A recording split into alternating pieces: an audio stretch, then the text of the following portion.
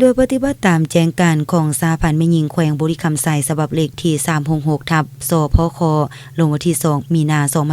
2025ในตอนเที่ยงของวันที่23เมษายนที่ผ่านมานี้อยู่ที่ห้องประชุมใหญ่เบอร์1ห้องว่าการเมืองไสจำพร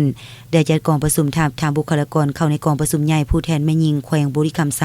ครั้งที่8หอบที่1ขึ้นอย่างเป็นทางการโดยเกียรติเข้าร่วมเป็นประธานของท่านบุญพรเลิศบุตรดีคณะประจำพรรคเมืองผู้สินาเวียกงานโครงเขตองค์การจัดตั้งมหาชนมีบดาประธานห้องประธานสหพันธ์แม่หญิงฮักฐานบ้านและฮักฐานหน่วยสำนักงานองค์การทั่วเมืองเข้าร่วม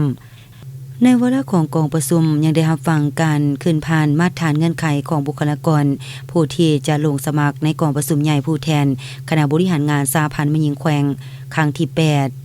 เนื่องจากถึงกล่าวนี้ประธานกองประชุมยังได้โอลมต่อคณะพิสอบเพื่อให้การทับทามในครั้งนี้ถูกต้องตามระเบียบหลักการและการปอนบัตรมีความเป็นระเบียบเรียบร้อยสำเร็จตามเป้าหมายที่วางไว้ซึ่งทานได้เน้นหนักให้เพิ่มทวีความรับผิดชอบให้เลือกเอาผู้ที่มีมาตรฐานเงื่อนไขที่คันเทิงวางไว้เป็นต้นแม่นผู้ที่มีคุณสมบัติศีลธรรมปฏิบัติมีผลสำเร็จและมีความรับผิดชอบต่อหน้าที่การเมืองมีความเสียสละต่อผลประโยชน์ส่วนรวมต้องรับประกันให้ได้3หุ้นพร้อมทั้งมีเผ่าจากนั้นคณะพิสอบได้อธิบายวิธีการขีดบัตรและพร้อมทางแจ้งรายชื่อผู้รับสมัครเลือกตั้งในรอบที่1โดยมีผู้ลงสมัครทั้งหมด56ท่านคัดออก11ท่านรักษาไว้45ท่านหลังจากนั้นคณะพิสอบก็ได้นำพาการปอนบัตรสำเร็จถูกต้องและสอดคล้องตามระเบียบหลักการที่วางไว้